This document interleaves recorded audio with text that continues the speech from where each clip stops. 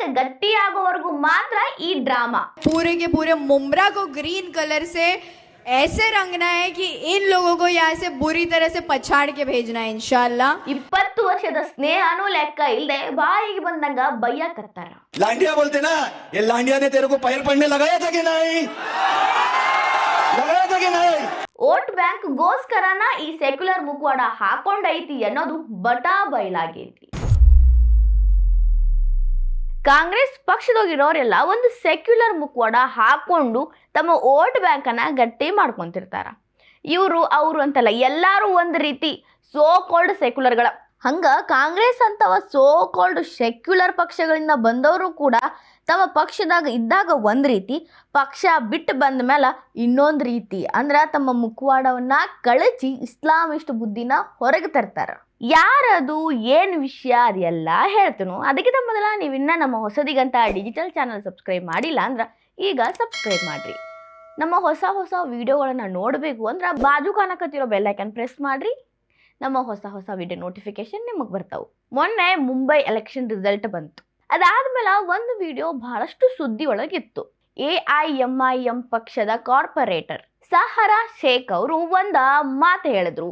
ತಮ್ಮ ಖುಷಿಯನ್ನು ಹಂಚ್ಕೋಬೇಕಾದ್ರೆ ನಾ ಗೆದ್ದಿದ್ದಕ್ಕಾಗಿ ನೀವೆಲ್ಲ ಕಾರಣರು ಅಂತ ಕೃತಜ್ಞತೆ ಹೇಳೋ ಬದಲಾಗಿ ಇನ್ನು ಮುಂದಿನ 5 ವರ್ಷದಾಗ ಪೂರ್ತಿ ಮುಮ್ರಾನ ಹಸಿರಾಕ್ಸೋನು, ಅಂದ್ರೆ ಮಹಾರಾಷ್ಟ್ರದ ತಾನೇ ಒಳಗೆ ಏನು ಮುಮ್ರಾ ಐತಲ್ರಿ ಅದನ್ನ ಫುಲ್ಲು ಹಸಿರು ಮಾಡೋನು ಅನ್ನೋ ಮಾತನ್ನ ಈಕಿ ಹೇಳಾಕತ್ತಾಳ. ಇದರರ್ಥ ಮುಸ್ಲಿಂ ಜಾಸ್ತಿ ಆಗಲಿ, ಮುಸ್ಲಿಂ ಫ್ಲಾಗ್ ಜಾಸ್ತಿ ಕಾಣಿಸ್ಲಿ ಅನ್ನೋ ಮಾತನ್ನ ಅವ್ರು ಹೇಳಿದ್ರು. आप लोगों को उस इलेक्शन में इससे भी बड़ा मुंह तोड़ जवाब उनको देना है. पूरे के पूरे मुमरा को ग्रीन कलर से ऐसे रंगना है कि इन लोगों को यहाँ से बुरी तरह से पछाड़ के भेजना है इंशाल्लाह. ಇಷ್ಟೆಲ್ಲ ಮಾತಾಡಕತ್ತಾರು. ಇಷ್ಟೊಂದು ಇಸ್ಲಾಮಿಸ್ಟ್ ಮನಸ್ಥಿತಿ ಇವ್ರಿಗೆ ಐತಲ್ಲ. ಯಾರೋ ಮೌಲಾನಾ ಮನೆಯೊಳಗ ಬೆಳೆದಿದ್ದವ್ರು ಇರಬೇಕು, ಇಲ್ಲ ಅಂದ್ರ ಮೂಲಭೂತ ಮುಸ್ಲಿಂ ಕುಟುಂಬದಾಗ ಹುಟ್ಟಿದವ್ರು ಇರಬೇಕು, ಮೊದಲಿಂದಾನು ಮುಸ್ಲಿಂ ಪಕ್ಷದಾಗ ಇದ್ದವ್ರು ಇರಬೇಕು. ಹಿಂಗಾಗಿನ ಇಷ್ಟೊಂದು ಇಸ್ಲಾಮಿಸ್ಟ್ ಮನಸ್ಥಿತಿ ಜಾಗೃತ ಐತಿ ಅಂತ ಅನ್ಕೋಬ್ಯಾಡ್ರಿ. ಸಹಾರಾ ಶೇಖ್ ಕಾಂಗ್ರೆಸ್ನಂತವ ಸೆಕ್ಯುಲರ್ ಪಕ್ಷಗಳಿಂದ ಪ್ರೇರಣೆ ಪಡ್ಕೊಂಡು ರಾಜಕೀಯಕ್ಕೆ ಬಂದವರು. Anti Hindu so called secular ಅಂತ ಹೇಳ್ಕೊಳ್ಳೋ NCP ನಾಯಕ ಜಿತೇಂದ್ರ ಆಹ್ವಾನ್ ಅವರ ಶಿಷ್ಯೆ. ಜಿತೇಂದ್ರ ಅವ್ರನ್ನ ಈ ಸಹಾರಾ ಶೇಖ್ ಅವರು ಟೀಚರ್, ಗೈಡ್, ನನ್ನನ್ನು ಮುಂದೆ ನಡೆಸ್ತಾ ಇರೋ, ದಾರಿ ತೋರಿಸ್ತಾ ಇರೋರು ಅಂತೆಲ್ಲ ಕರಿತಿದ್ರು. ಅವ್ರ ಜೊತೆ ಒಂದು ಒಳ್ಳೆ ಸಂಬಂಧ ಇತ್ತು. ಅವರಿಂದ ಇವರು ಸಾಕಷ್ಟು ವಿಷಯಗಳನ್ನ ಕಲಿತಿದ್ರು.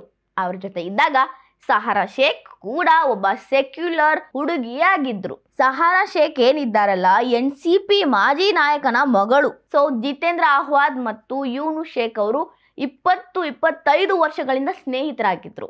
ಸೊ ಯೂನುಸ್ ಶೇಖ್ ಅವರಿಂದ ಸಹಾರಾ ಶೇಖ್ ಅವರು ಜಿತೇಂದ್ರ ಅವರ ಜೊತೆ ಒಂದು ಒಳ್ಳೆಯ ಪರಿಚಯದಲ್ಲಿದ್ದರು. ಅಲ್ಲಿನೇ ಅವ್ರಿಗೆ ಗೈಡೆನ್ಸ್ ಸಿಕ್ತು. ಸೆಕ್ಯುಲರ್ ಅಂತ ಮುಖವಾಡ ಹಾಕೊಳ್ಳೋ ಅವಕಾಶನೂ ಅಲ್ಲೇ ಸಿಕ್ಕಿತ್ತು. ಆದರೆ ಈಗ ಸಮಯ ಬದಲಾಗೈತಿ. AIMIM ಒಳಗ ಅವರ ಮಗಳಿಗೆ ಸೀಟ್ ಸಿಕ್ಕ ಮೇಲೆ, ಅವರ ಗೆದ್ದ ಮೇಲೆ ಜಿತೇಂದ್ರ ಅವರ ವಿರುದ್ಧನೇ ಯೂನುಸ್ ಶೇಖ್ ಅವರು ಮಾತಾಡಕತ್ತಾರ. ಸೊ ಸಹಾರಾ ಶೇಖ್ ಅವರು ಜಿತೇಂದ್ರ ಅವರ ಮಾರ್ಗದರ್ಶನದಲ್ಲಿ ರಾಜಕೀಯ ಹಿನ್ನೆಲೆ, ಮುನ್ನೆಲೆ ಎಲ್ಲ ಅರ್ಥ ಮಾಡ್ಕೊಂಡ್ರು.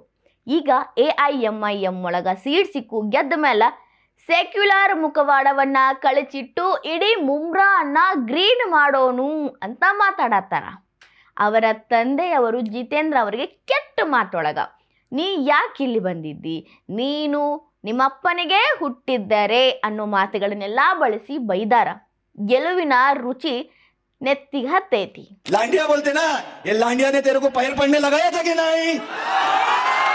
लगाया था कि नहीं? हाँ, उसकी दुश्मनी निकाला.